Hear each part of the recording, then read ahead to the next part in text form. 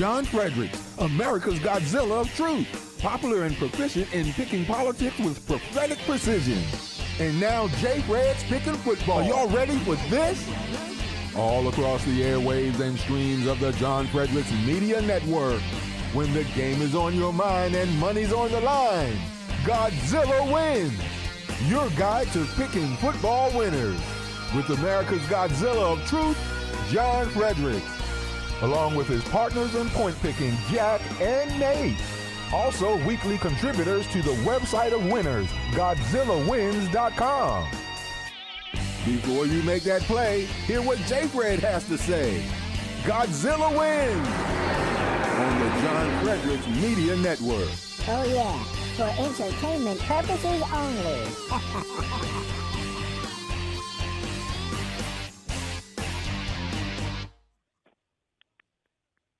Good morning, everyone. Welcome to today's November 12th edition of the Godzilla Wins. My apologies, GodzillaWins.com college football preview show, where we bring you expert analysis of not only some of the biggest games of the day, but some of the offbeat ones too. I'm your host, Jack Fredericks, live in Tunica, Mississippi at the first Jackpot Casino. And joining me is Nate Perry, senior contributor and publisher or editor to Godzilla Wins. Nate is live in Reno at the Cal Neva Casino. Good morning, Nate. How you doing? Oh, we're doing good. Just another college Saturday. Ready to pick some games, man. Big college Saturday. Nate and I are trying to get back to 500. Been a long season for both of us, but we're right there. You know, I had a really good week last week. I think I went 4-2. Nate had a not so good last week. I think he went 2-4, maybe 3-3. 3-3. I went 2-3. Yeah. 2-3. Right. Okay. 2-3. Yeah. So trying to get up to this, go on a little run here. We've definitely been a little bit more successful with the NFL, but we just keep trudging along here with college. I personally love this first 30. We just get to get right into about 6 games that we feel like have a lot of value, and we just kind of go from there. So let's right into picking some of these games. We're going to start with the Indiana Hoosiers. All right. Ohio State Buckeyes. There we go. I've just pulled it up. So Ohio State, Indiana travels to Columbus, Ohio. Ohio State is favored by 40 points. So I'm not sure why Nate chose to write about this game. By the way, you can find all these games on GodzillaWins.com under Nate's Pick 6. It's our feature right now, so all you got to do is go to GodzillaWins.com and click on Nate's Pick 6, and you'll see all these games here. So we're going to start with the Hoosiers, our favorite Big Ten team, taking on the Buckeyes. Buckeyes, 40-point favorite, 60.5 for the point total. Nate, what do you see in this game? Well, this is a game, right? So we've covered a lot of Indiana games for the Big Ten this season. It feels like we do it every week, and it feels like every week I pretty much have the same play, which is this feels like it could be a blowout. I hate to, lay huge point spreads, but often the way that Indiana's played has lent itself to going over the total, right? It's well documented on the site. I mean, we've talked about it almost every week. We've talked about Indiana, but their pass defense is just horrible, right? PFF has them rated at 121st best coverage this season. There's 131 teams at the FBS level, so that is like horrible, right? That a Power 5 conference school can be bottom 10 in the entire FBS is just a disaster for them. And it's a huge liability against Ohio State and C.J. Stroud, who's, looking to win a Heisman at quarterback. So this is a huge problem for Indiana and a huge matchup in a really bad matchup, which is why Ohio State's minus 40. I just can't find myself wanting to lay 40 ever. So I played the over here just because the way that feels like the game is going to play out is Indiana's going to go 3 and out a few times because their offense stinks. But they also play at a really fast tempo. So they go 3 and out really quickly, which means Ohio State's going to have a lot of chances to score. Eventually, Ohio State will probably pull their starters, which leaves the back door open to maybe covering that 40 points. So I feel like over 60.5 is a little bit of a better play just because you figure Ohio State probably scores, 42 on their own, and then we just see what happens in garbage time and see if we can add a few more touchdowns. So I like the over here. Jack, what do you think? Yeah, so I've been flying with the Hoosiers every week. Me and Indiana, we're the only we're the only two people in America who believe in Indiana. It's just me and the Hoosiers. All I do is pick them, and all I do is lose. I lost last week. They got blown out. Nate keeps putting them on this pick six to just get a guaranteed win because he knows I can't get off the Hoosiers. I thought they'd be a lot better this year than they are. I don't know why. I should have just got off this train a long time ago. The thing about a 40-point spread is and we talked about this early in the year, this to me is way too late in the year for a 40-point spread. Indiana has to be just atrocious at every aspect of college football to lose by 40 points. So the question is, do you think Indiana's going to lose by 35, or do you think they're going to lose by 45? And my feeling, which I've been wrong about before, is that the Hoosiers can keep this game within 40. I can't quit them. I won't quit them. So I'm sticking with the Hoosiers. I think it's also probably fair to note that I don't know. I mean, I think the over is a pretty safe play. That's why Nate keeps picking it. But there could be a situation where Ohio State gets their foot off the gas and Indiana can't score, and this thing goes under 60. But both these teams can score, so I think Nate's play is still pretty solid here. But I like the Hoosiers. Give me 40 points. All you got to do is score a touchdown. Let's say, what if Ohio State just fumbles in the end zone and Indiana just falls on it, and then they lose 45-7? Boom. You win. So they just need one touchdown, and I believe the Hoosiers can probably back their way into one. So let's go to another game that I have no idea why Nate put on here, but we'll head out west to the Rose Bowl. Arizona at number 12 ranked UCLA, trying to stay in the hunt here, stay in the conversation. UCLA is a 20-point favorite against an Arizona team that is just god-awful. We knew they would be, and they have lived up to our expectations, which is that they stink. Over-under here, 77.5. Huge over-under. That's a Pac-12 totals if I've ever seen one. Nate, what do you like in the Arizona-UCLA game? Yeah, so, we don't do a ton of West Coast games. We figured we'd give everybody, a little late-night action. This is kind of an interesting game just because Arizona is, not great. They're 3-6. They've lost 4 in a row. They're not, a good team. But they do some things, pretty interestingly well. They run the ball pretty well. And UCLA doesn't exactly have the world's stoutest run defense. So it's sort of an interesting stylistic matchup. But that being said, UCLA just looks so much better. This is another massive spread, and this is one where I'm actually willing to lay the points, right? I like UCLA minus the points here just because, again, it just feels like kind of a funky game that just doesn't play to Arizona's strengths. Arizona wants to run the ball quite a bit. They do it pretty well. The problem here is going to be that they're probably going to get down pretty early to UCLA because UCLA is going to score on their bad defense. Which is probably going to force them to throw the ball, which they don't do particularly well. This just feels like one that could get away from really early and just turn into a total bloodbath. UCLA is kind of fringy in the conversation. They need a lot of things to break their way to try and make it into the college football playoffs, but they're, thinking about it. And, we talk about this at the end of the season, for a subjective ranking like the college football playoff, style points matter, right? These teams have to look good. If you just squeak past Arizona, the committee's never going to move you up. So they have to win in a blowout. They know they have to win in a blowout. I just think UCLA just gets loose against Arizona and just thrashes them. So I'm taking UCLA here, and I'm laying the big points.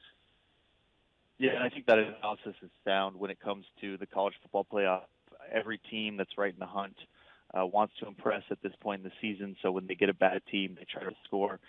Pac-12 teams have always been known for running up the score, so it's not a bad play. UCLA minus 20. I personally like the under here at 77.5 points. That's way too many points. I don't care who the offenses are. That's like basketball. You got to think UCLA's got to score 50, and then Arizona, who runs the ball a lot, which does not always turn into a massive point total, has to then score 30 to hit the the over. That's just crazy to me. I mean, maybe I'm wrong here, but 77.5. I kind of feel like Vegas is just threatening me to choose the under, like they're just pulling me in. Maybe that's a square bet. 77.5. Wow, too many points. Hammer the under, and they both score 40 and I lose. Definitely a possibility. Or UCLA scores 60. But it's just too many points. I mean, it's crazy. That's too high. So I'm taking the under there. Nate's got UCLA minus 20. There's our Pac-12 after dark game, which we kind of wanted to get out of the way here because it's a Pac-12 game. So let's go back down to the SEC here. Texas A&M at Auburn, another game. Nate puts on this pick six every week just to annoy me. He just is furious, or he just makes me furious. Trying to make me choose between these teams that I hate. So we've got Texas A&M traveling to Auburn. Auburn is searching for a new coach right now in the midst of a really interesting coaching search. They don't look good. Texas A&M does not look good either. Auburn is half-point favorite. That's sad. That is very sad for the Aggies, who thought they would maybe win the West. Over-under here is 48. Nate, what do you like in the Texas A&M Auburn game? I mean, Texas A&M is just a mess, right? I mean, they suspended some players, but they can't stop losing. They're just a mess. So I mean, this is really just like sort of a play against the Aggies, just because they've struggled to find a quarterback. They've played like 3 different quarterbacks this season. They've had injuries. They can't find anyone consistent. And they're both just like not good, right? Texas A&M came in with really high expectations that were probably warranted. They've had great recruiting classes recently. They have Jimbo Fisher, who's, knows how to do it, and they just stink, right? So everyone's freaking out in College Station. It's basically time to panic. And Auburn came in with high expectations too, I guess, but that's probably mostly just owing to like their fan base not really being like in touch with reality. So they fired their coach at the midway point in the season. But like Auburn looked more rejuvenated last week with Cadillac Williams, right? Like I think he's sort of connecting with the students, the athletes, and sort of bringing some energy back to this program. And I think that they have a good chance here. They just look like, in terms of morale, they just look like two teams that are just going in divergent directions, right? Like A&M's just panicking, and Auburn seems to have stabilized, at least for the time being, until they, open up this coaching search and mess it all up again. So I like Auburn here, just in the spot, and just sort of, I just can't imagine what A&M thinks they're playing for right now. Yeah, you're starting to sound like my dad here talking about morale and culture. Culture matters, man. Yeah, culture matters. That's right. Yeah, millennials don't understand culture matters. I don't know what the culture is of either of these teams other than losing right now. I don't have a pick in this game because I'm not going to watch it. I don't enjoy either team. I don't like watching them play football. I don't respect them. Jimbo Fisher is always taking pot shots at Lane Kiffin, my guy at Ole Miss, and Auburn always beats Ole Miss. Thank the Lord we squeaked by them this year. I do. If you forced me to pick this game, I'd probably agree with you, just because we see these kind of college coaches come in, these interim coaches, and sometimes they can rally the troops, right the ship a little bit. Auburn has a sneaky good talent, especially at the quarterback position, and Texas A&M just looks like trash. I mean, you just can't really even you can't overstate what a disaster the season has been, other than a pretty good game against Alabama, although we don't know how good Alabama is either. They lost to Ole Miss, and they lost to LSU, I believe. And they've lost pretty much everybody. They're like last in the West or something close to it down there with Auburn and Arkansas. So I don't know. I mean, it's 1.5 is not a lot of points to lay. I mean, I see the argument here, Nate, but I think both programs are probably going in reverse. Speaking of reverse, today's Godzilla Wins football, college football, and Nate's pick this is brought to you by TireGet.com. You probably didn't know, but my dad, John Fredericks, the Godzilla of Truth, was in the tire business. He can't hang a picture. Even Nate knows he's never owned a toolbox in his life, but he loves tires. So check out TireGet.com when you need your next set of tires. He's got an awesome selection, all made in the USA. And don't forget to put in promo code Godzilla. That's promo code Godzilla and get 5% on your next set of tires. That's 5%, folks. Promo code Godzilla. That's all you got to do. Go to TireGet.com. We've got affiliates, too, in your town who will put them in. Need tires? Think TireGet.com. Promo code that is in the tire business. He's not in the radio business. He is in the tire business. That's what he does all day long, thinks about tires, thinks about them more than pretty much anything else. If he calls you up on the phone, he's going to talk to you about tires. Okay, so let's go ahead and get to Notre Dame and Navy. Here's an offbeat game for you. Let me down last week. Always fun to check the score at the end of the game. So what do you see here? Number 20, Notre Dame traveling to Navy. They play every year. He's a 17-point underdog. Over-under here's 40. Yeah, I mean, so this one's just a classic, sort of almost like an automatic bet for me, right?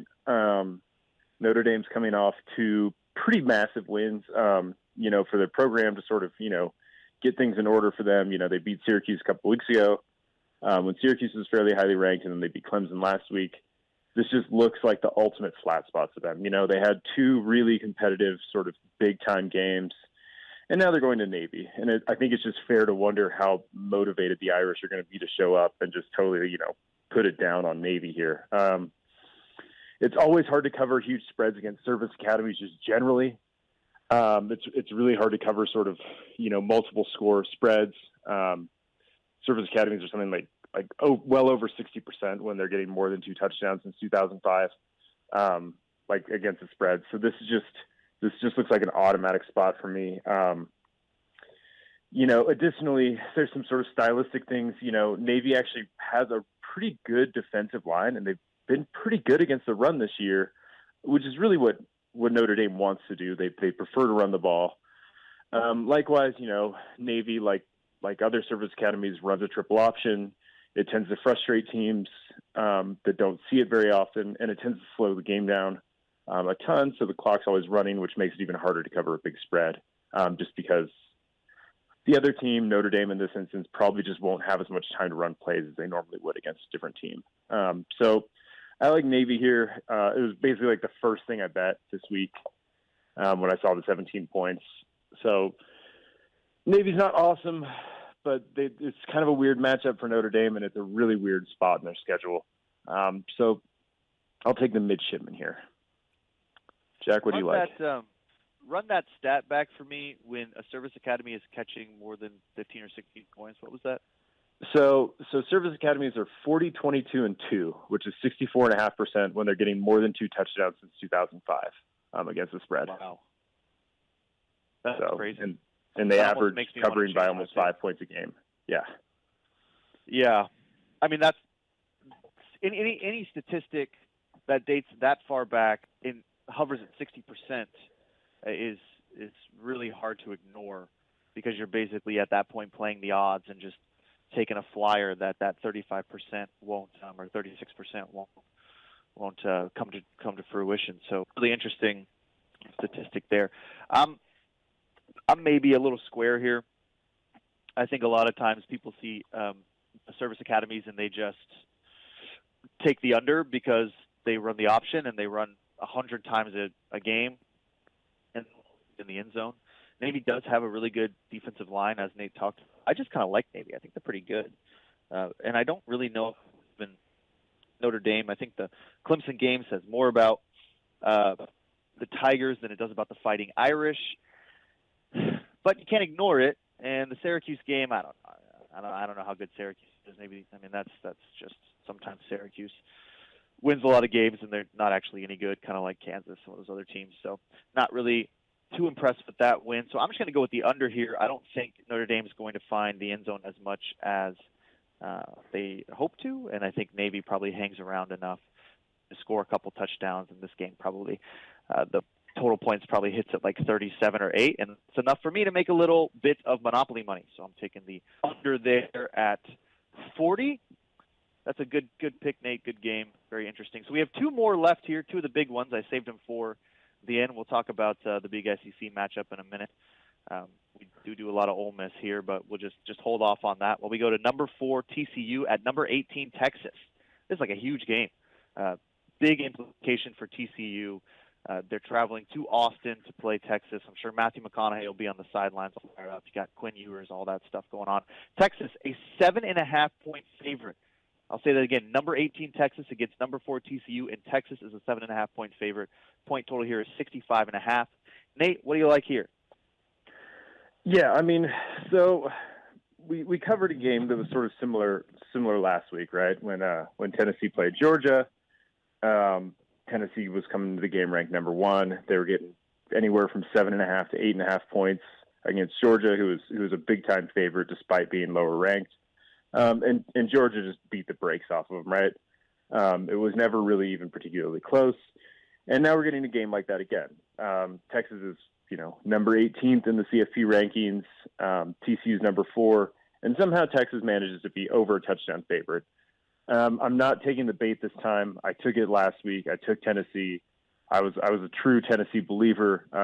I've learned my lesson. This is a game where Texas is just a better team. Texas is a better team, and they're playing at home. TCU has not played a particularly strong schedule. They're not rated super high by most sort of advanced metrics, and they're sort of dealing with some injuries. They've lost some players. They have some players sort of dealing with problems, particularly in the passing game. They have some wide receivers that are sort of a little bit limited right now. So this is a game that just feels like Texas is just going to just beat them bad, and everyone's going to say, how did we miss it with TCU, right? What did we not see here? So that's sort of where my mind's at now. Texas is going to get their points, and that's just where I'm at. I mean, this is a huge game. This is probably the biggest game that's going to be played in the state of Texas this season. And yeah, I'll ride with the Longhorns here. Jack, what do you think? I'm with you. This is the one game we kind of agree on this week. I agree with the fishy line. I always look at that line and end up betting the favorite, and I'm not a guy who bets the favorite a lot. After me, when I took Georgia, everybody said Tennessee was better. They beat Alabama. Their offense is unstoppable, blah, blah, blah. I knew that game was going to end up the way it did. That was a good pick for me. It made me look smart. Great. There's also one earlier in the year where I think BYU, correct me if I'm wrong, Nate, Baylor traveled to BYU, and Baylor was like number 4 or 5, and BYU was favored, and BYU beat the brakes off of them. We haven't heard from Baylor since. So, sometimes Vegas does this, and what they want is they want you to say, oh my gosh, number 4 TCU getting 7.5 points, and then you just hammer that total. And Texas is just, if anyone is actually looking or watching Big 12 football, everybody can see Texas is a better team. Texas is really a team that probably should be leading the Big 12 had it been Quinn Ewers' injury. This is a team that is going to be very, very dangerous as the years go on. They've got Arch Manning coming in. They keep recruiting well. Steve Sarkisian is a good coach, regardless of what you may think of him. So I'm going with Texas here as well. There's not much more I can say to just support the idea that Texas is really, I think, the play here. I don't really like the 65.5 point total. TCU, they can get in the end zone, and they are good, but they haven't impressed me the way Texas has. And when you see a line like this, try to face the public, because I know all the money is just unloading on TCU. The same thing happened with Tennessee last week, and the public lost, and I won because I knew that was going to happen. This is the same exact scenario.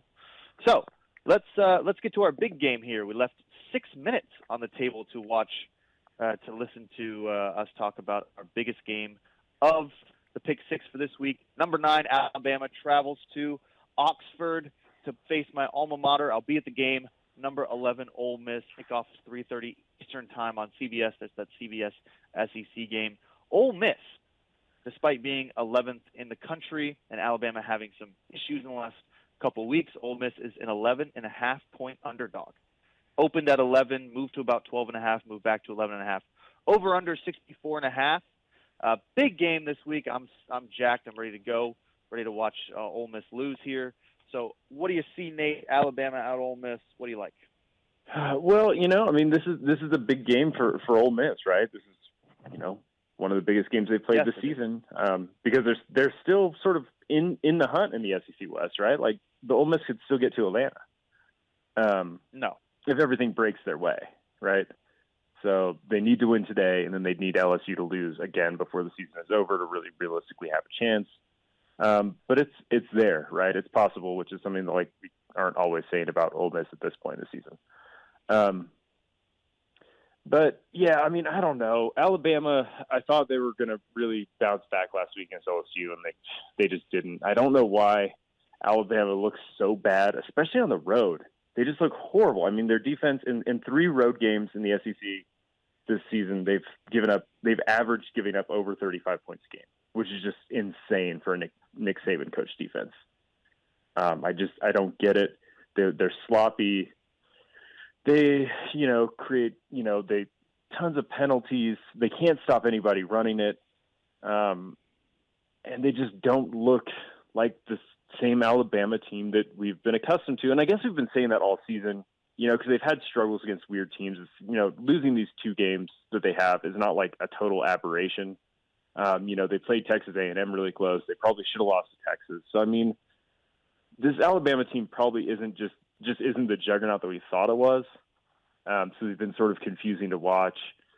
But that being said, I don't know. Can Ole Miss stop Alabama? I mean, because the offense is still playing pretty well. I mean, at the end of the day, they still have Bryce Young, right? So my thought here is probably that both teams will struggle to stop the other. Alabama's not been awesome against the rush lately, particularly. That's a strength for the Ole Miss Rebs. To run the ball, Quinshon Judkins been unbelievable. So I think that Alabama will probably struggle to slow down Ole Miss. I think Ole Miss's defense, too, has not really been awesome against anyone. They gave up quite a few yards to Texas A&M, who's not been good on offense. It's going to struggle to, sort of slow down Bryce Young, as he sort of makes, another case for winning another Heisman. So I leaned over in this game. I think over is a good play. This feels like a game that Alabama probably wins and covers, but I think the over is probably where I'll land on this, just because both these teams sort of should be able to exploit each other's weaknesses. What do you think, Jack? Yeah, I don't know. I mean, I hear you. I guess the thing about Alabama that you have to understand is there are 2 types of people there are 2 types of takes on this team. There's the one which is they could have 4 losses. They could have lost to Texas, and they could have lost to Texas A&M. They could be undefeated. They could have beat Tennessee, and they could have beat LSU. Both those games were basically came down to the last possession, the last play, especially with the LSU game where they went for 2. Yeah, Brian Kelly was scared to keep facing Alabama in overtime. That's what he said. And he didn't want to do it again, so he went for 2, and it paid off. So they could be undefeated. And if they were undefeated, everybody would just be like, well, they're Alabama. This is what they do. Even, sometimes they play close games, but ultimately they always win. And if they had 4 losses, of course, that would just be like, everybody would just be losing their mind. That would have never happened. But it was close to happening. So you have to understand that Alabama is really close to a 4-loss team and really close to an undefeated team. There's only a couple teams like UGA who just blow everybody out. Every other undefeated team or team with 1 or 2 losses has close games. I think Alabama is head and shoulders better than Ole Miss. I don't think that Ole Miss can stop anybody on defense. In fact, I'm willing to wager that they don't stop Alabama more than 2 or 3 times. Maybe Bryce Young throws a pick, maybe. Ole Miss's defense is just sorry, and they're really bad against the pass. And Alabama's defense is ranked 13th in the country. So you're looking at a defense that seems to be giving up a lot of yards, but I'm not totally sure Ole Miss is going to exploit them the way people think they are. I kind of think this game will look a lot like LSU. They'll get up 14-3, 17-10, and then the wheel is just going to come off. and the whole Chariot's going to just engulf in flames as Ole Miss loses probably 40-20. I have no faith that Alabama is going to do anything other than just squash us and cover, and then we'll just go back to the Grove and be like, oh, okay, well, that was fun. Ole Miss is not in national championship conversation here. It's not that good a team, I'm telling you. However, they are my alma mater, so I picked them to cover here at plus 11.5. That's just a lot of points for a team that actually sometimes can score and is 8-1 or whatever. So I'm going to go with Ole Miss plus 11.5. I have no faith that that's going to actually work, but that's Monday, so I'm just sticking with it now. I'm stuck with my bad decisions. Go Rebels. All right, so our college football Saturday preview show. It is 9 a.m. Eastern Time. We are about to go into our NFL show after a few words from our sponsors. Coming up, the Seahawks, the Titans, the Dolphins. We'll talk a little bit of the Bears, Vikings, Bills game, all coming up with the Godzilla joining us right now after a few words from our sponsors. You're listening to Godzilla Wins on the John Fredericks Media Network. For a deeper dive without the jive, visit the website of winners, GodzillaWins.com. Let's get back to the show with the guys in the know, John, Jack, and Nate. It's Godzilla Wins on the John Fredericks Media Network. Hey guys, great to have you with us. I'm John Fredericks. I'm your Godzilla of Truth in America. Thanks for being with us. We got Jack. He's in Tunica. My son, Jack Fredericks, also coming for Thanksgiving. Can't wait for that. We got Nate, who is in Reno, Nevada, where we're still waiting for the results of the U.S. Senate race there. Laxalt hanging to about a 1,000 vote lead with 96% of the vote in. No one has any idea what's going to happen there. You got all the mail-in ballots that still come in. They count them as of today, according to Nevada law. If I was making a book on that race, I would probably put Laxalt right now is this 50-50. No one knows what's happening. And, of course, we got the Georgia situation. But we're not here to talk about politics. I had a couple days off under the weather. Now I'm back, ready to roll.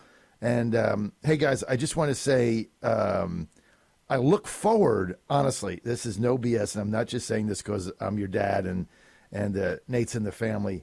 I look forward to your Saturday at 8:30 football analysis. And I know Nate's on the West Coast. If you guys wanted to expand that to 8 Eastern, like I'm sad when it's over because your analysis is so good.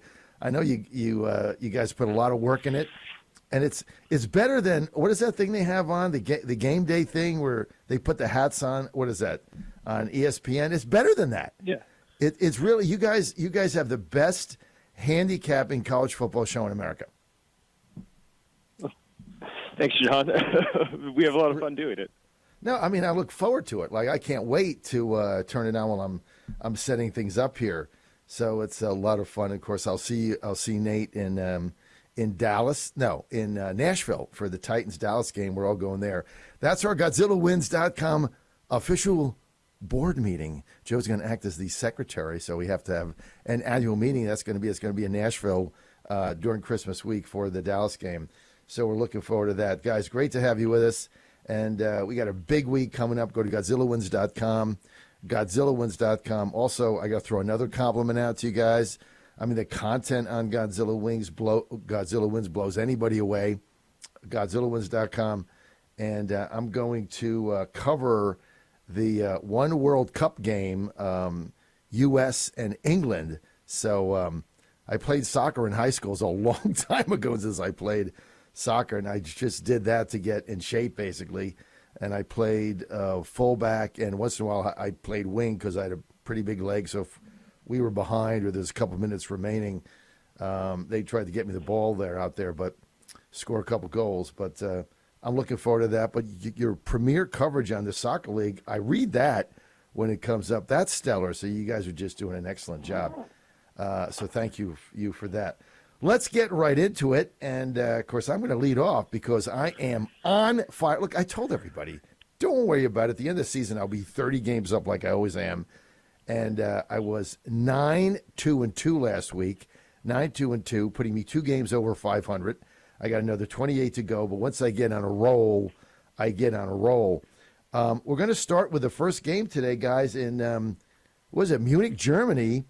Now, the Seahawks had, what is that, guys? Nate, you're out west. What, Seattle to Munich, what is that, like a 13-hour flight, right? It's 6 from New York, or I think 7 from New York, and then you got to add on another, 5 hours getting from Seattle. So it's got to be a 13-hour flight. How is that? I'm going to just start with Nate. You guys have been all over Seattle. I mean, isn't 13 hours in the air going to have an impact on this team? I mean, I think it could. I mean, I guess, but these are professional athletes, right? You know, they get there in plenty of time to adjust for the time. It's not like a huge factor in my sort of handicapping. You know, worrying about NFL teams traveling across the country. I worry a little bit about it sometimes with college teams, just because they usually don't have as much time to adjust. You know, it's tough for West Coast teams to go play an early morning slot. You know, on the East Coast, but for pros, I don't know. I don't know if it matters. I mean, it doesn't matter enough to get me off Seattle. I mean, I've ridden Seattle, you know, basically the whole season. I still like them here. There's a better team than Tampa, right? Tampa had like one good sort of comeback moment at the end of their game last week that makes everyone think that the Bucs are back, but I don't think so. Seattle's just better, so I like Seattle here. I won't buy into that travel hype stuff. They're just too good of a team. So you like Seattle minus 2.5. Jack, you've been over Geno's. Yeah, plus 2.5. I'm sorry. I didn't give the spread. Tampa Bay, Seattle at Tampa Bay in Germany. Seattle 2.5 point underdog. Jack, you've been on the Hawks all season. I can't imagine you're going here with Tampa. No, I'm not. Tampa snuck by a pretty bad team last week, and they're feeling good about and they're in first place NFC South, and they're probably going to end up winning the NFC South. The Falcons look pretty terrible after that Panthers Thursday night game. So there's something to be said, but overall, I can't believe we keep catching points with the Seahawks. This is like ridiculous. I mean, every week they're winning games. They're not just covering; they win games. Geno Smith is one of the most efficient quarterbacks in the country right now. He puts the ball on the money. He's got big targets. They move the ball, and that defense is getting better. I'm telling you, they're a top 10 defense. I don't see any reason to lay 2.5 with the Bucs. I don't think the Bucs are that good. I think Tom Brady's getting a lot of respect with that line. Everybody keeps expecting the Seahawks and Geno Smith to stink, but it's just not happening. So I'm hammering the Seahawks. That's my biggest play of the week so far. I hammered them Sunday and on Monday. I'm going to keep doing it until they disappoint me. Well, listen, they had another big win last week. They're fighting to win the division, and they just keep winning. I don't know how you can bet Tampa Bay and lay 2.5 on this game. Look, maybe they'll beat him. Maybe finally Brady has a good game. I'm not really a believer in Seattle. Hang on. Michael says he's not getting the feed from Live View. Michael, as soon as we get to the next game, I'll set that up. Would it help if I turned it on? Wouldn't it, Mike? Wouldn't that help if I turned on the Live View one so we get the getter feed? Yeah. It's been a long week for me, guys. I don't see how you lay 2.5 here. I don't care where the game is played. Tampa Bay is just brutal, and they really should have lost that game in Los Angeles. Did you see? Did you see the L.A. coach? What's his name? Sean what's McVay. His name? Yeah, Sean McVay. Did you see him coming off the sideline in that game, walking in the locker room? He thought he got hit by a rocket. I mean, the guy was stunned that they lost that game. They were in control of it the whole way, and Brady went down, had a couple good plays. I just can't. I can't lay points with this Tampa team. They're pathetic. So even though it's a 13-hour plane ride, Seattle's got nothing to lose. I'm going to go with Seattle plus 2.5. I think we're all on the same page there. Okay, Houston Texans at Giants.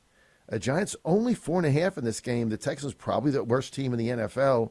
Let's start with Jack here. Why are the Giants under 5 at home against probably the worst team in the NFL, Jack? Same reason the Seahawks are the underdog, even though they keep winning. Nobody believes in the Giants. and Nate's going to tell you that they're not that good, that the stats don't back up their performance, that they're overperforming, that their EPA is all over the place. That's extra points added. That's like when they're performing above what's expected. There's not a lot of Giants love. But here's the other thing, Dad. This opened at like 7.5, so all the pros are fading the Giants because the big money moves lines. If it's going to move 3 points down to off of a key number down to kind of an annoying number at 4.5, which is that's my analysis. 4.5. It's just an annoying number. I do think 7.5 is a lot to lay for a team that seems to just beat everyone, but they don't blow everybody out. There's no reason the Texans can't hang around here. I actually, personally, I teased them down to minus 0.5 with the Bills, which I'll talk about a little bit later in the Bills. But if I was picking this game right now, I'm still taking the Giants just because the Texans are bad. And the Giants have hit a lot for me lately. But that's kind of why the spread is like that. It's just it started at 7.5. There's no confidence that the Giants can cover this game, so it moved all the way down to 4.5. And I wouldn't be surprised if it moved down to 3.5 by the end of the week. And then by that time, everybody will start hammering the Giants when you get down to 3. Nate, what do you think? I mean, I like the Texans here, I guess, for a lot of the reasons that Jack said. I've not been a believer in the Giants for the whole season, and they've cost me quite a bit of money as penance for that. But I still just don't think they're that good, and the Texans aren't as bad as we think they are. Right? They're 1-6-1. The record looks bad, but they seldom get just totally blown out. They don't, lose games by more than a touchdown a ton. So they always just kind of find a way to hang around. And the Giants have just been so unbelievably fortunate to be able to sneak away with some of these games where everything's kind of broken their way. I say it every week, right? But it just feels like at some point, this sort of like luck that the Giants have just been carrying around at some point will regress, right? And they'll start to get a bad break here and there. They'll stop covering games. So Houston's basically just purely a fade against the Giants more than it's a play on the Texans for me. But I think the Texans are the right side here. I mean, 4.5 is close. When it was closer to 6, it was like probably almost an auto play for the Texans. Now, I mean, it's trickier, but I'm not going to take the Giants. Texans. I like the Giants minus the 4.5. In fact, Jack, your brother Joe's in Virginia this week, so I can do DraftKings. So I texted him this morning, told him to get on that minus the 4.5. I'm also going to bet him on the money line minus 215, which is separate from our picks here. But I love the Giants in this game. I love them at home. I don't care if it's 5. If it was 6, I'd lay 6. Good thing I didn't bet it early because when I first saw it, I'm like, I'm all over the Giants. They're a better team. They get no respect. They run the football. You saw what the Titans did to Houston 2 weeks ago. 230 yards on the ground. They have no run defense whatsoever. I think Derrick Henry had 150 and somebody else had 80 or 90. They had and they had no quarterback and beat him. So I like the Giants minus the 4.5 in this game. Okay, Nate's favorite team that's going nowhere from hell, Jacksonville, goes to Kansas City at Arrowhead. Kansas City minus 9 in this game. They should have lost on Sunday night. This is the second game the Titans blew in the final 20 seconds, not being able to stop a 2-point conversion. Both, they had 3 shots at it. 2 of them were flagged. The second one was a complete joke that was basically given to the Chiefs, so the NFL wanted them to go in overtime. That was horrible. Titans should have won that game and stopped it. That game was over. The guy rips off his helmet to get a PI. I'm not going to whine about it, but with no quarterback, you are whining about it right now. The Titans should. You can't say I'm not whining about it after you whined about it for 2 minutes. Okay, whined about it. The clock. Titans should have won. We're not even talking about the Titans. Titans are 5-3, and they should. If they stop 2-point conversions, this team is 7-1, and they have no quarterback, and half the team's out every single game. Anyway, let's get back to the Chiefs. Nate, I'm going to start with you. You've been all over the Jags. You bet them to win the division. You lost that bet. They're +9 in Kansas City. What do you think? Yeah, I mean, yeah. So, I love the Jaguars, but they've been a pretty massive disappointment, right? They finally got a win last week, which, was a great moral victory, I guess, if you're into that. But Jacksonville's not been good. But the thing is, they don't get blown out, right? They've played 7 one-score games, and their record is 1-6 in those games. So they're not getting just totally smoked very often. They've just been on the bad end of some luck. They've, made costly mistakes at the end. Trevor Lawrence has been inefficient in the red zone. There's a whole variety of reasons, and their defense sucks right now. Their defense is just horrible over the last month or so. So that's another huge issue. That being said, this is a lot of points. 9 just feels like way too many for a team that's just played people close all year. So I'll do I think the Jags are going to win? No. Am I breaking one of John's weird fake rules about only bet underdogs if you think they can win outright? Yes. I like the Jags here. They probably hang around, and the Chiefs are a better team, and they probably close it out at the end. But in a one-score game like that, I'll take the points. So I'll take the Jags. Jack. Give me the under. I saw an interesting stat that probably is nonsense, but it basically was 60% of the time when a team is favored by more than 7 points, the under total points hits. And that's because of two things. One, either the team that's favored blows the doors off of them and then takes their foot off the gas, or the team that's the underdog kind of plays incredible defense and just keeps the offensive team on their heels. You saw that with the Jets and the Bills last week. You've seen it a couple more times. So I'm just going to take the under here at 51.5. I don't think the Chiefs score that as much as people think they do. They only scored 20 against the Titans. The Jags have a pretty good defense. I don't care what anyone says. Their defense is pretty good. They just make so many mistakes. And if they just didn't make mistakes, Nate's futures of them winning the AFC South would still be in contention. But all they do is throw picks and do dumb stuff. So I'm taking the under here at 51.5. I think that's a really good play. I'm going to surprise you guys. I like the Jags and 9. And Kansas City's not that good. I mean, you looked at the game last week at Arrowhead. I mean, the Titans should have beaten them. And think about it, right? Just think about this. They had no quarterback, right? They couldn't throw the ball. They had 5 complete passes.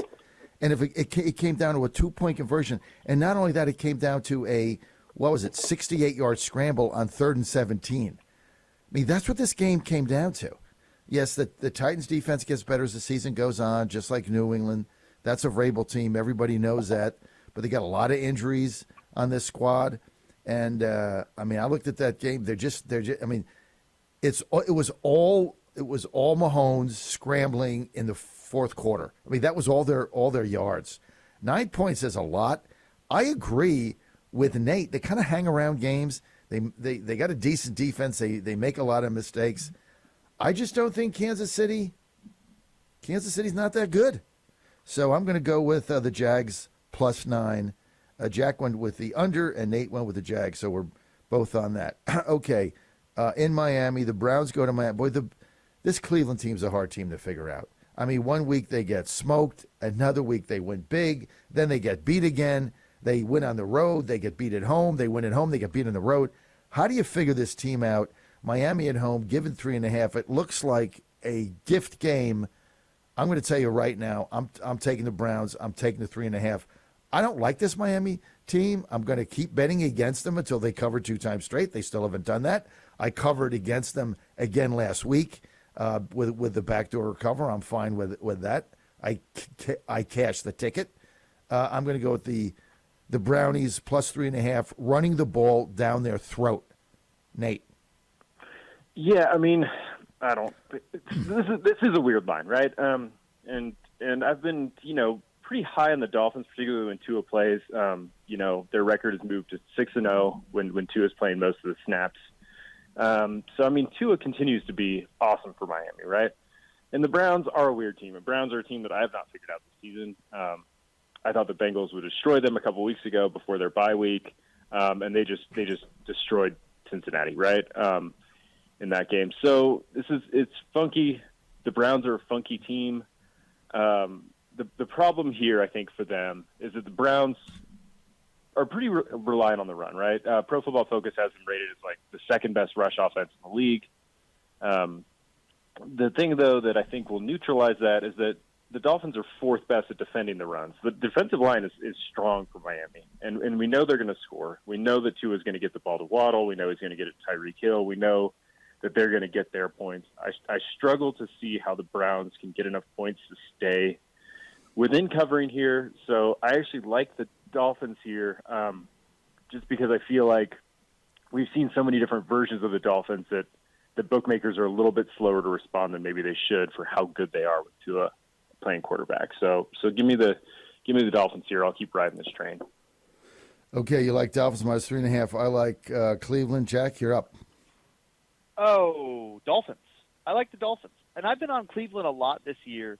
They're 4-4 against the spread, so that's right. They're just a hard team to figure out in that capacity. Sometimes they cover, sometimes they don't. 50% against the spread's okay, but it's just, anyone's guess. Nate's right. Dolphins D-line, pretty good. They can stop the run. That's what the Browns do. They run the ball. And if they can run the ball and control the clock and run 85 offensive plays in the first half, then they win or they keep it close. But the Browns, they still have a really bad pass defense. They're just a mess out there. They blow coverages all the time. This is a game where Tua is going to hit Waddle or Hill for at least 1 or 2 touchdowns. They'll probably get up big.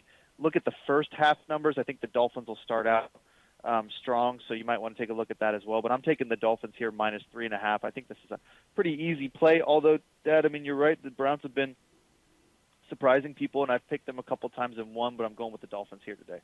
All right. I'm on the Browns. You guys are on the fish. Denver at Tennessee, minus 2.5. This game was 2, went up to 2.5. I can't believe it because half of Tennessee's defense is out. you got 11 players on defense. 5 of the starters are out. 5. That's like 45% of the defense is out in this game, which makes me very nervous. A lot of backups playing, and then a backup gets hurt. You got the backup to the backup. They're taking guys off the practice squad. This has been a problem with Tennessee now since Vrabel's been there, is they keep getting hurt. And they're hurt. Guys are hurt all season, and they've been trying to figure it out. And they got a new trainer. They got different stretches they're doing. The reason is the team plays very physical. It's probably the most physical team in the NFL. They hit hard. They play physical. They fly to the ball on defense. You get hurt, and they leave nothing on the field. So Tannehill's going to play their minus 2.5. Denver's horrible. They're at home. I'm going to go with the Titans minus the 2.5. But when I bet this game, I'm going to lay the 140 on the money line along with the minus 2.5, although that's not part of our play here. I'm just telling fans what I'm doing. This is going to be a very tough game. And, with half the defense out, you just don't know how good these backups are. I'm mainly betting here against Denver and on Tannehill and the beast right now, the King Derrick Henry, who is just on a roll. When he gets this way and he starts getting 150 yards a game, he's running downhill, he's beating people up, their offensive line has come together. They're likely to control the game. So I like, even with all these injuries, Titans at home minus 2.5. Jack? Oh, yeah. That's kind of a funny analysis. All you did was talk about how maybe the Titans won't cover, and then you bet the Titans. That's fine. That's normal for you. I don't think it's such a problem that the Titans have guys that get injured. That's football. I don't know if you've ever watched the sport, but it's kind of violent, and so people get injured sometimes. But that's not a Vrabel issue. Every team has that going on. But that is kind of an interesting analysis. Might make you think twice about the Broncos. Here's my hot stat for the day. The Titans against the spread this year, 6-2. 6-2 against the spread. They lost that Giants game, and I guess one more, maybe one of those games where they the Bills. They got blown out by the Bills. That's right. Yeah, the Bills. So two teams that very early on. So they're probably like 3 or 4-0, maybe. Yeah, probably 4-0 since then, which means they're on a roll against the spread. Denver Broncos, 3-5 against the spread. We know their struggles this year. They've been really bad. Russell Wilson's a maniac. Their coach stinks. I think the Titans, I don't care about the defense. the Broncos offense isn't good enough for me to worry too much about the defense.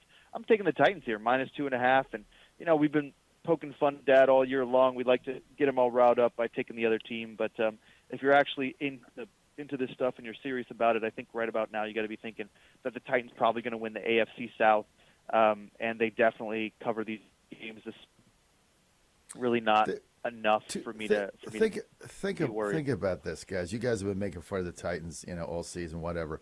Think about this, right? They were two 2-point conversion stops away from being a legit 7-1, right? Think about that. And this final week, the Chiefs had 3 shots at it. In the Giants game, we had a tackle. The guy missed the tackle. He tackles Shaquan Barkley at the 2-yard line. He just makes a tackle.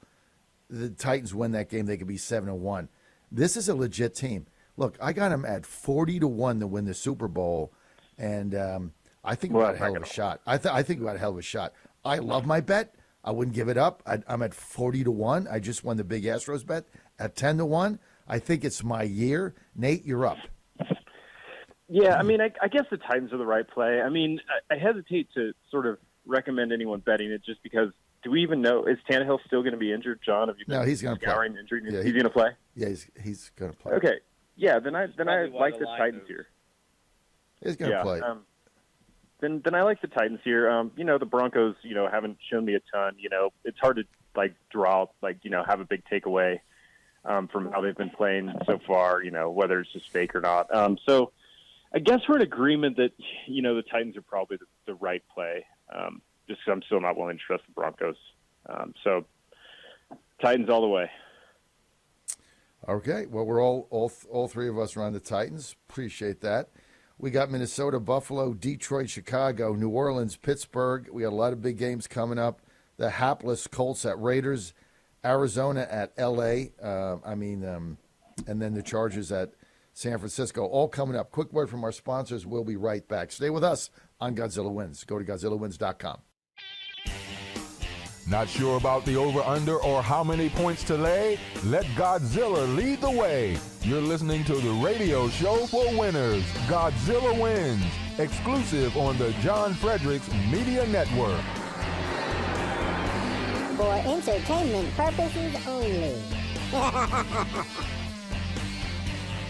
You're back on Godzilla Wins. Go to GodzillaWins.com. You got fresh content there every day. You got Nate's six-pack in college football. You got Premier Soccer. You got analysis of different teams.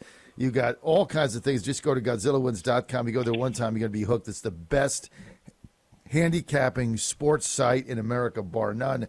My son, Jack, he's the editor-in-chief of GodzillaWins.com, doing a great job. So's Nate. We're all partners in the company. So can't wait to our big meeting in Nash, Vegas, where it's Titans, Dallas. I think it's December 27th. In fact, I got to get that. I got to get my airline tickets for me and Joe rolling on that, guys. All right, let's get to. By the way, did I mention I was 9-2-2 last week and now 2 games over 500? Let's go you mentioned it. Yeah, okay. Let's go to Vikings Bills. Jack, you've been all over the Bills all season. You love the Bills.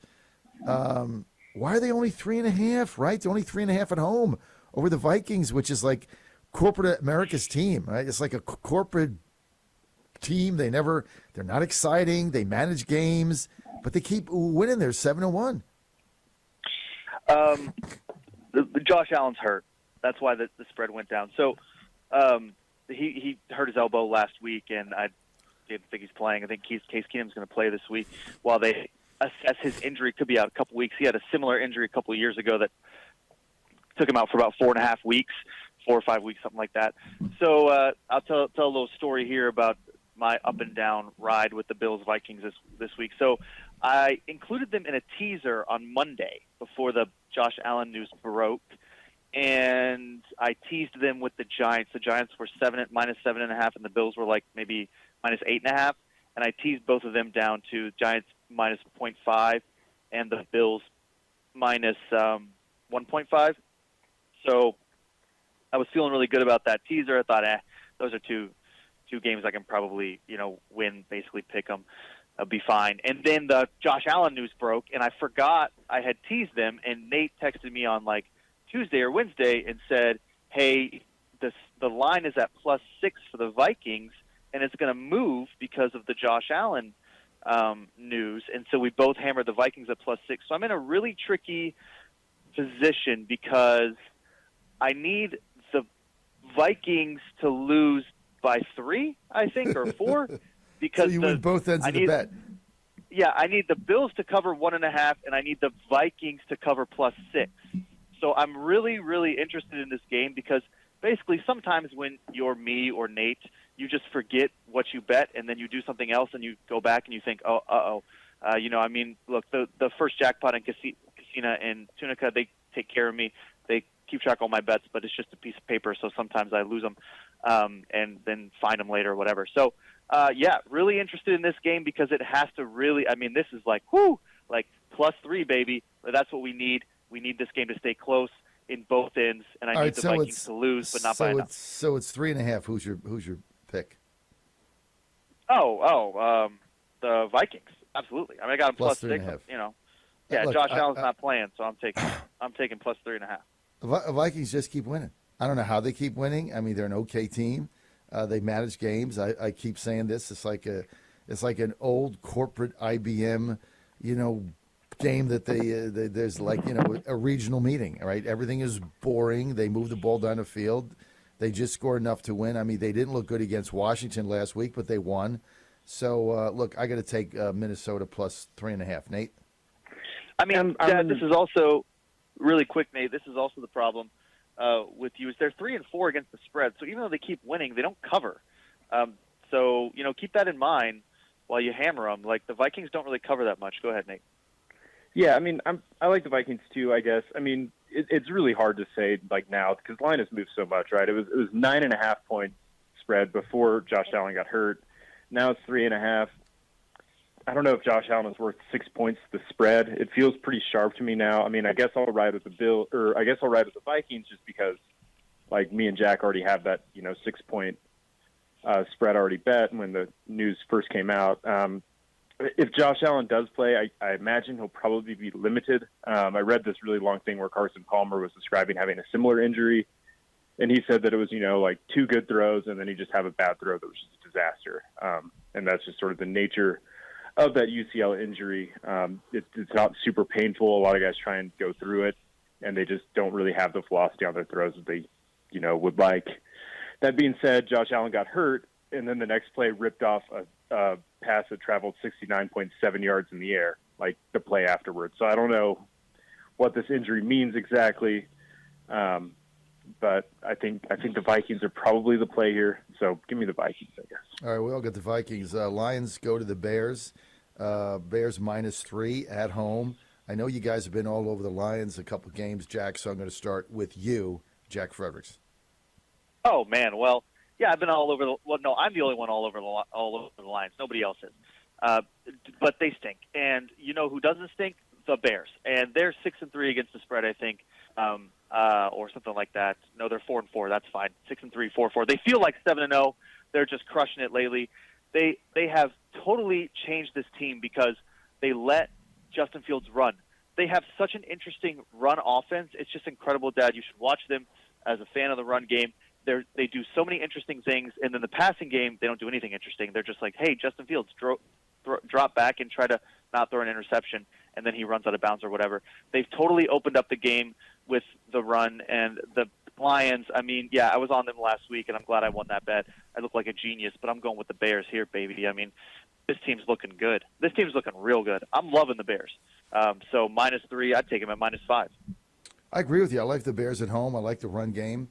I like what they're doing. I think it's what Malik Willis with the Titans should have done last week. They just should have had him run the football instead of try to throw passes to nowhere. The guy's horrible. He's so far from being an NFL quarterback, but he can run the football, and that's what the Bears have done. They've taken the assets that Justin Fields have. They're running the ball. I just don't think the Lions are that good. I love the Bears here at home, -3. Nate? Again, we're all in agreement. My analysis is a lot like Jack. Tragically, we read the same very smart people, so we often land on the same conclusions. The Bears just look different on offense because Justin Fields is moving the ball with his legs. And these are two just the interesting thing about this is these are two just really bad defenses, right? Chicago's basically sort of traded away a couple of their best defensive players. They traded away Robert Quinn. They traded away Roquan to Baltimore. So these are teams that are going to struggle to stop each other. I think that looking at the over 48.5 is worth a pretty hard look. But in a shootout, I just like the Bears here. I think the offense is better than the Lions. So defenses being equally bad, give me the Bears here. All right, we're all over the Bears, all three of us. Saints at Steelers. As you know, my network is the official NFL radio affiliate of the Pittsburgh Steelers. So, we always do better as ratings when they win. But New Orleans going to Pittsburgh -1 on the road. Look, guys, the Saints are right in the hunt to win the division. Pittsburgh, they win a game here and there. They got some issues going on with quarterback. I'm going with the Saints -1. Andy Dalton all the way. Who's ever quarterback for them, I don't even care. I mean, look, they win games. I mean, they consistently seem to win games you don't think they're going to win. They're better. They have a better defense than anybody thought they'd have. So I like New Orleans -1 at Pittsburgh. Nate, I like the Steelers here, and I think that this line has moved a decent amount. It's moved actually from like Steelers +3 to +1. I think the Steelers win out right here. I really do. This just looks like a really good spot for them, and it can't be overstated how big it is for Pittsburgh to have T.J. Watt back on the defense. I mean, they just look like a different team defensively when he's there with what he can do, and he's back this week. Kenny Pickett hasn't been awesome at quarterback, but he just had a bye week, so maybe got a little bit more reps in. So give me the Steelers here. The Saints don't feel for real, and Mike Tomlin is just ludicrously good as an underdog, particularly at home. His stats are just like silly. What am I looking at? 39, 16-1 against the spread as an underdog from week 5 going forward. So that's 71%. I mean, his underdog stats are just silly. So I'm not going to step in front of that. I'm not going to, doubt Tomlin here. So give me the Steelers. Jack? Searing quarterback analysis from both y'all. Dad's analysis of Malik Willis was Passes to Nowhere, which I think is going to be his autobiography in 10 years. And then Nate says that maybe Kenny Pickett will be good because he had more practice because he got a week off. So Pickett has played like a really hard schedule too. I mean, he plays the Bills, Eagles, and Dolphins for 3 of his first 4 games. Like that's crazy. Like that's not like Look, I'm with you. I kind of like Pickett, but I mean the analysis that he just got to practice more. I mean, the guy's not in high school. I understand the reps are important, but I mean, hey, maybe Kenny Pickett will play better because he had more practice. I mean, come on. So, look, I love the Steelers, too, here. Actually, nobody on this show knows I've got a lot of connections to New Orleans. I still go down there a lot. I used to live there. I've got work-related relationships down there that I still have. I love New Orleans. They love the Saints. But they're on the road this week in Pittsburgh. Tough place to play. It's going to be cold. I'm always worried about soft teams like the Saints when they got to play in the cold weather. It hurts. It really hurts. I think Nate's right. I mean, I'd probably take the money line too, which you always know when the line is fishy. When like the Steelers are +1, but the money line is -105. At least what I'm looking at. It's not like it's +125. Nobody's really that worried about the Steelers being able to win this game outright. I like the point here. T.J. Watt is a train wreck. I mean, that guy will just completely take over a game. He's going to be amped up. First game since week 1. I mean, he's the best defensive player, I think, in the country. So this is the easy pick for me. I'm taking Steelers +1. I'm all over that. Well, you guys like the Steelers. I like the Saints. By the way, Jack, rumor has it you have a lady friend in New Orleans that you like to go down and see. True or false? False. My only relationship in New Orleans is with a good meal. So that's not what that's not what your brother said. Just saying. Okay, let's get to tough to keep. The only way I keep Jack's up on my son's personal life is through his brother because I get no information. Let's get to Colts at Raiders. Okay, guys. Jeff Saturday, new coach, out of the blue, fires Frank Reich. Remember Frank Reich? Oh, all the media loves Frank Reich. Frank Reich this, Frank Reich that, Frank Reich this, Colts this, Colts that, Colts is going to win the division.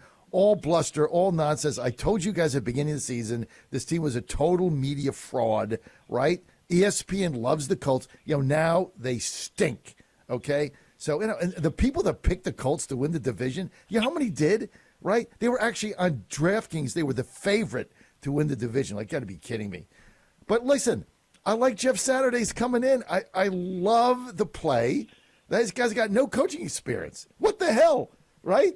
They're losing with guys with coaching experience. They bring in Jeff Saturday, their storied center. I think he fires the team up. The Raiders are horrible, guys. They are so pathetic. What did the Colts got to lose? They got Jeff Saturday. They go in. Maybe they win a game. They're a 4-point underdog. I'm going to take Colts in Vegas +4 with new, inexperienced coach, not a shred of experience. He never even coached high school. Jeff Saturday, Colts +4, Jack. He did coach high school, and he went like 4-8 or something. So he had 1 year, and he won about as many games as I would if I coached a high school team. I guess a couple things here. I don't think the Jeff Saturday hire is going to work out. He probably doesn't know the playbook at all. He's a smart guy. We all know that. He's very charismatic. But Jim Irsay, the Colts manager or owner, is crazy. That's why he does crazy things like this. This is not going to pay off. I think you want to take the Raiders in the first half. So look at that line as well, because they're always up and then they blow these huge leads. This is probably a get-right game for the Raiders. I'm still taking them at -4.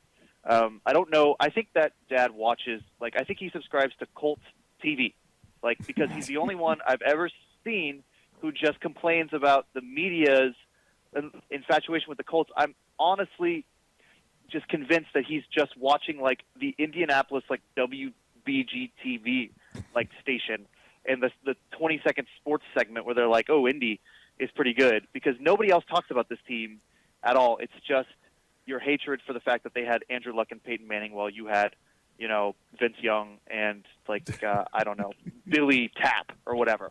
So what was his name? Billy Volt, or Billy, what's the guy's name that replaced Billy McNair? Billy Volek. Billy Volek. Yeah, those are your quarterbacks. You're just mad that they had Peyton Manning and they won a Super Bowl and you guys didn't. So I'm going with the Raiders here. Nate, what do you think?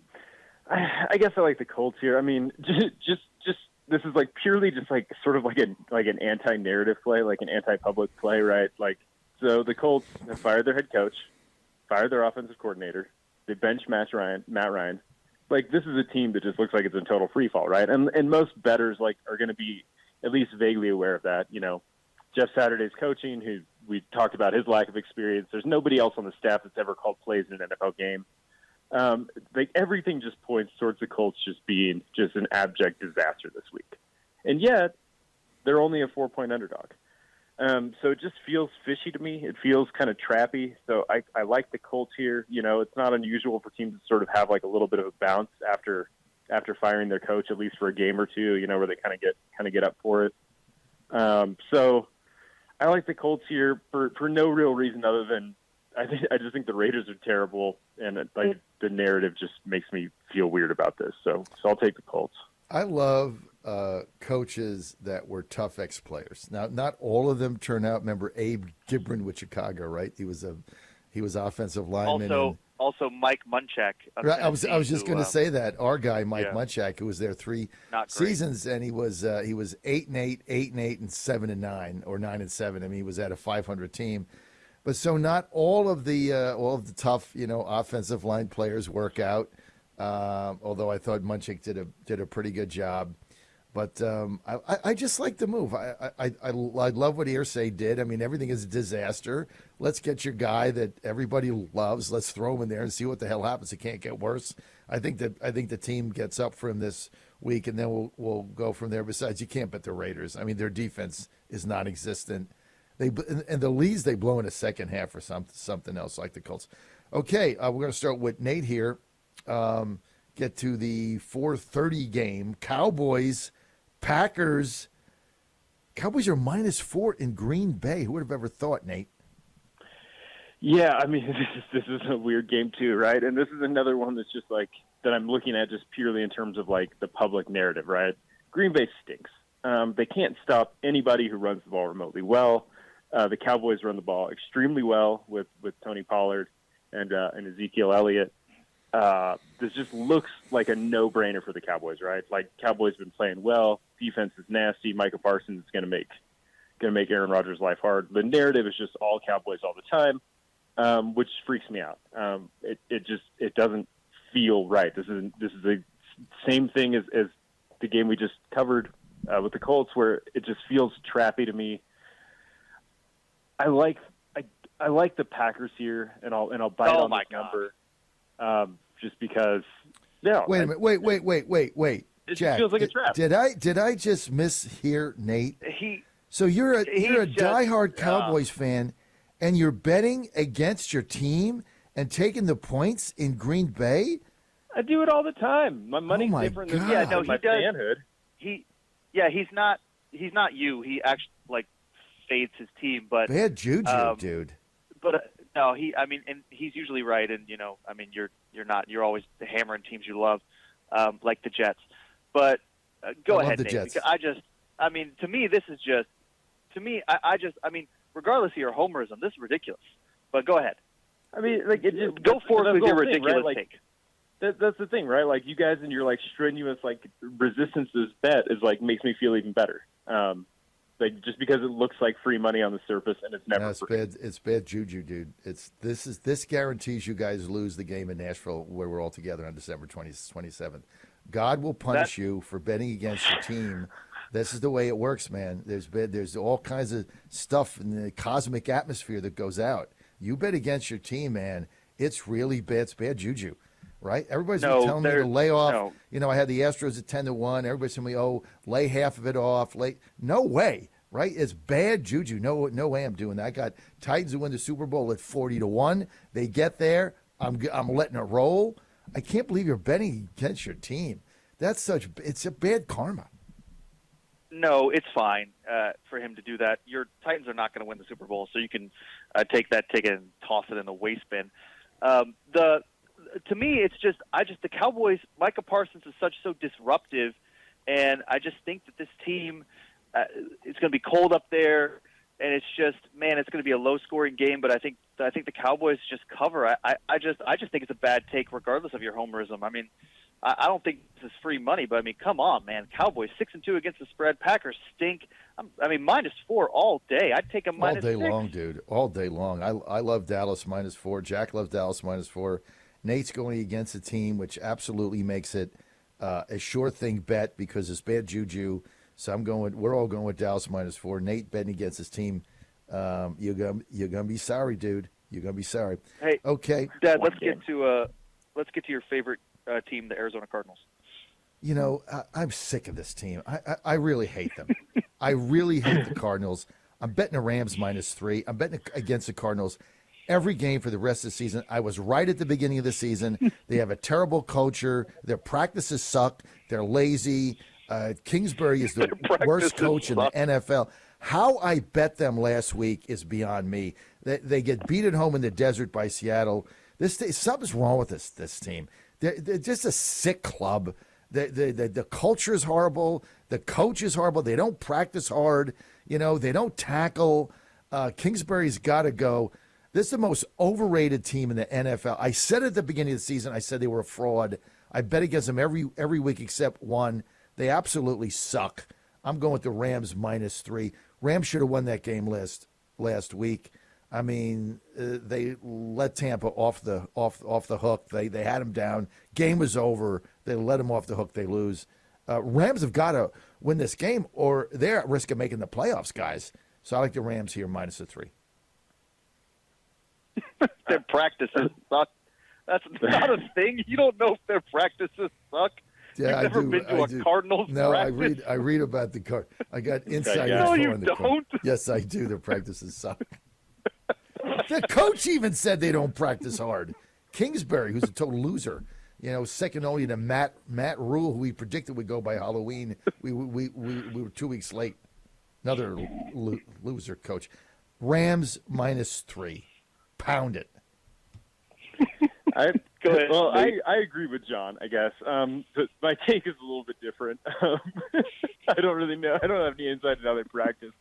Their practices suck. But I do know that Sean McVay is 7-1 straight up against the duo of Kingsbury and Kyler Murray, which is just an absurd record against them. The Cardinals just aren't good, right? And the Rams aren't awesome. The defense is pretty good. The offense isn't. This just feels like a game that the Rams win. 3, I'll take it. If you can find 2.5, even better. I don't know if I'd bet them. It feels like, something where the Rams kick a field goal to win at the end. So I like the Rams too, just because of McVay's sort of historical dominance over Cliff Kingsbury, who is not a good coach. Look, If Kingsbury's IQ went down a point, the guy'd be a plant, as far as I'm concerned. I can't stand him. If you're Okay. Cliff Kingsbury, you're loading up the U-Haul. If you're listening right now, Cliff, you're going to need some tires. You got to go back to Texas. So Cliff, go to TireGet.com and grab some spares for that U-Haul. All that stuff in that bachelor pad you got, you're going to have to load it up pretty soon. Drive back to Texas and be the offensive coordinator for North Texas. That'll be fun for him. North Texas. Rams -3, baby. Yeah, maybe he can turn that program around. We're all pounding. -3. We're all pounding the Rams. Okay, Chargers, the Bolts, everybody's favorite team to not win. What another underperforming team. They're +7 going to San Francisco. I tell you what, I can't figure the 49ers out. I'm not going to lay 7 with that offense. I'll tell you that. They don't score, so forget that. I'm going to take the Chargers +7. Nate? I don't like the Chargers. There's just so many injuries right now, right? The Chargers had so many wide receivers in addition to everything else. So I don't love this game either. I don't love the 49ers just as a team. They, I know that everyone thinks that they're, awesome, Debo, Christian McCaffrey, yada, yada. I can't lay 7 here with them. I'll take the Chargers. I don't love it. I doubt I'll bet it myself, but for the purposes of this, I'll take the Chargers. Jack? Screw the Chargers. Niners -7.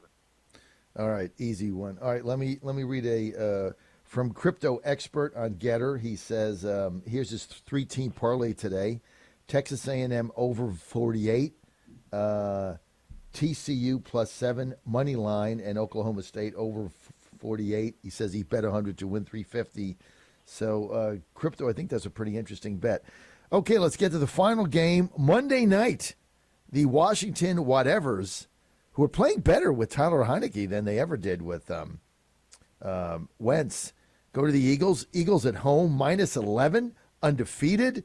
Looks like kind of a no-brainer here, guys. Let me start with Nate. And we got a minute. We got a minute. Yeah, well, we always knew Heineke was going to probably be at least the same level as Wentz. I like the Eagles here. I've been betting the Eagles a lot this season. They've disappointed me occasionally, but the Eagles are just a way better team. I think this is just a time that you lay the points. I think that the Eagles probably get out early and they probably stay up. Obviously, this sort of line of thinking has burned me in the past. They didn't cover against the Texans, but I like them here. So I'll lay the points to the Eagles. Jack? Yeah, interesting thing about the Eagles, their average margin of victory is 11.3 if you kind of factor in some loss stuff. So it's right at the line, which I think is 11. That's too much for a Monday night game. I'm a Commanders guy. I think they got a good defense. They seem to keep the games close. They're playing better. I'm not saying they're going to win this game, but they'll lose by 8 and cover. Easy bet here, +11. That just see if I can't sneak away with an upset here. At some point, the Eagles got to lose, but +11, I'm going with the Commanders. Dad, take us out. Eagles -11, blowout. Turn the game off at the half. Go to GodzillaWins.com for all our picks there. We're going to have my column up a little bit later on or early on Sunday. Go to GodzillaWins.com. Thanks, guys, for being with us. I want to thank Jack in Tunica, Mississippi. I want to thank Nate in Reno, where Paul Laxalt's hanging on by a hair. I don't know what's going to happen there. We'll find out.